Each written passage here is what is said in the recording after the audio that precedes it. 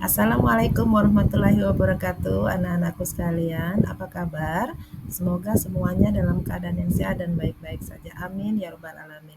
Kembali bersama mata pelajaran sejarah yang kali ini tentang sejarah kolonialisme dan imperialisme Belanda di Indonesia.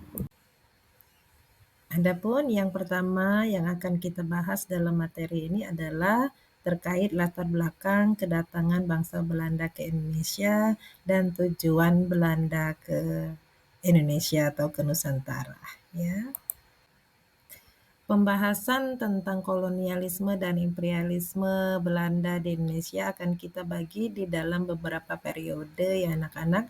Periode yang pertama adalah 1595 sampai 1602, di mana pada masa ini adalah ramainya pelabuhan-pelabuhan di Nusantara oleh para pedagang Belanda dan para pedagang asing lainnya.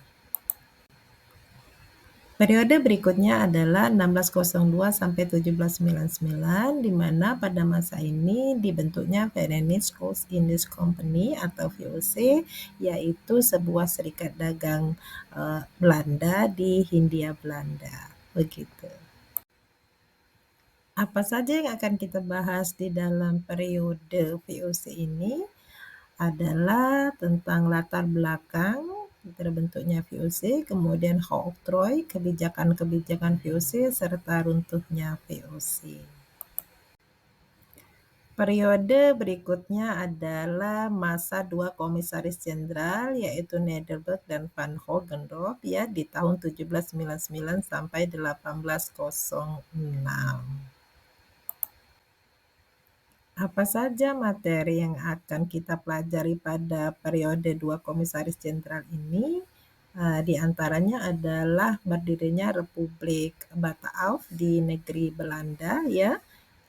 Kemudian tentang Dewan Asia di Hindia Belanda pasca runtuhnya VOC. Apa saja materi yang akan kita pelajari pada periode dua komisaris jenderal ini?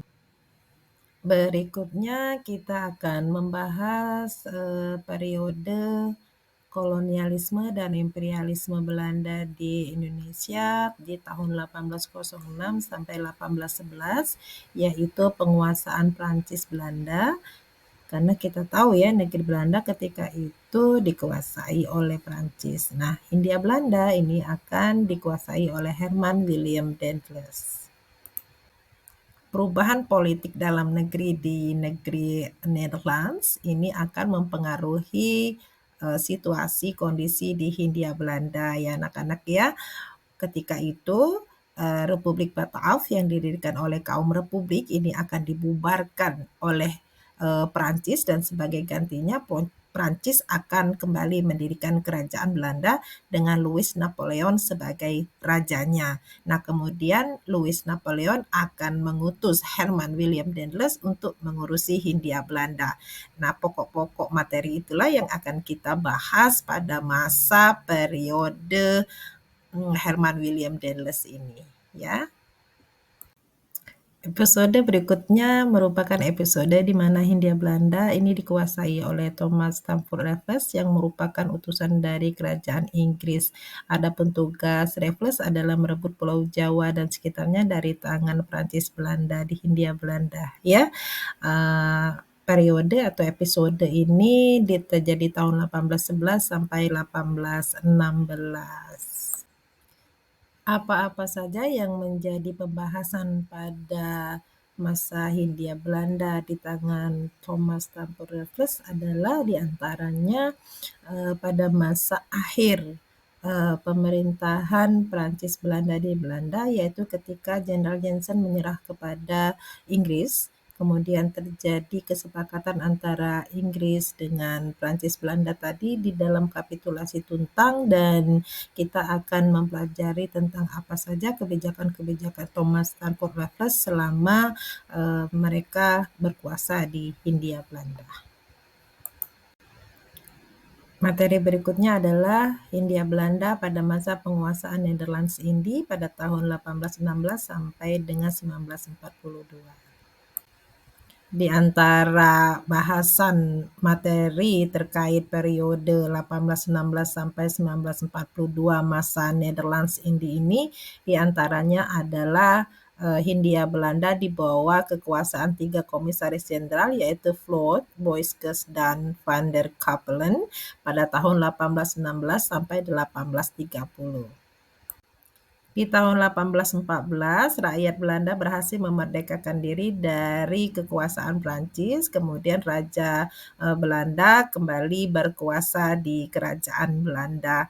Oleh karena itulah nanti terjadi kesepakatan antara Belanda dengan Inggris terkait Hindia Belanda. Nah, kesepakatan ini nanti akan dituangkan di dalam Convention of London yang salah satu isinya adalah Hindia Belanda dikembalikan kepada Belanda kecuali Bangka Belitung dan Bengkulu. Intinya di dalam Convention of London itu adalah Inggris itu mengembalikan kembali Hindia Belanda ke tangan Belanda.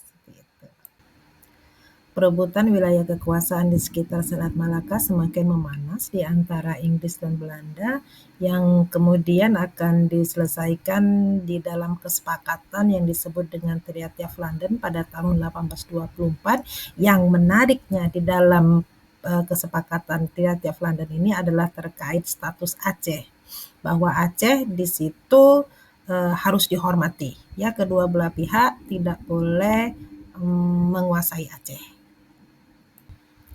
Nampaknya isi dari Treaty of London ini sangat menguntungkan bagi pihak Inggris dalam menguasai Selat Malaka, namun sebaliknya Treaty of London merupakan penghalang bagi Belanda untuk menguasai Aceh. Maka pada saat itu persaingan antara Inggris dan Belanda semakin meruncing dan baru sedikit meredam pada saat terjadi Traktat Sumatera tahun 1873 yang isinya Inggris tidak akan menghalangi upaya Belanda untuk meluaskan wilayahnya ke Sumatera, dalam hal ini ke Aceh. Periode berikutnya dari kolonialisme dan imperialisme Belanda di Indonesia ini adalah tahun 1830 sampai 1870 di mana sistem tanam paksa atau kulturstelsel ini diterapkan di Hindia Belanda. Beberapa hal yang dapat kita pahami terkait dari kultur stelsel atau tanam paksa yang dilaksanakan Hindia Belanda diantaranya adalah latar belakang lahirnya tanam paksa, kemudian peraturan tanam paksa dan pelaksanaan peraturan tanam paksa di Hindia Belanda, kemudian efek atau akibat dari sistem tanam paksa ini bagi bangsa Indonesia sendiri, bagi kerajaan Belanda maupun bagi dunia internasional. Beberapa hal yang dapat kita pahami terkait berikutnya adalah periode tahun 1870 sampai 1942 di mana pemerintah kerajaan Belanda menerapkan open door politics atau politik pintu terbuka, yaitu memberikan kesempatan kepada pihak swasta Belanda untuk membangun pabrik-pabrik, perkebunan-perkebunan dan usaha swasta lainnya di Hindia Belanda. Apa-apa saja yang akan kita pelajari di dalam politik pintu terbuka kerajaan Belanda ini diantaranya adalah latar belakang keluarnya kebijakan pintu terbuka ini, kemudian bagaimana pelaksanaan politik pintu terbuka dan akibat atau efek kebijakan politik pintu terbuka bagi semua pihak. Seperti itu. Apa-apa saja yang akan kita pelajari di dalam politik penderitaan dan kemiskinan serta diperlakukan tidak adil dan tidak manusiawi rakyat pribumi bangsa Indonesia oleh pemerintah kolonial Belanda ini sudah menjadi perbincangan masyarakat dunia internasional sehingga menjadi salah satu tekanan politik bagi kerajaan Belanda, di mana juga terjadi perbedaan pendapat pada Dewan Perwakilan Rakyat di Negeri Belanda, yang ini kemudian mempengaruhi kebijakan kerajaan Belanda selanjutnya, di mana kemudian kerajaan Belanda melaksanakan politik etis sebagai balas budi kepada bangsa Indonesia. Terkait dengan itu, maka ini akan secara luas dan mendalam kita bahas di dalam materi latar belakang kebijakan politik etis oleh pemerintah kolonial Belanda di Hindia Belanda, kemudian bagaimana politik etis dan dampak politik etis sendiri bagi Hindia Belanda, bagi Belanda dan bagi dunia internasional. Demikian anak-anakku sekalian, rangkaian pembahasan materi kita terkait sejarah kolonialisme dan imperialisme Belanda di Indonesia. Mohon maafkanlah Mem Yuli apabila terjadi kesalahan atau kekeliruan pengucapan nama, alamat, dan lain sebagainya. Ini semua karena keterbatasan Mem Yuli. Ya, selamat belajar dan salam sejarah.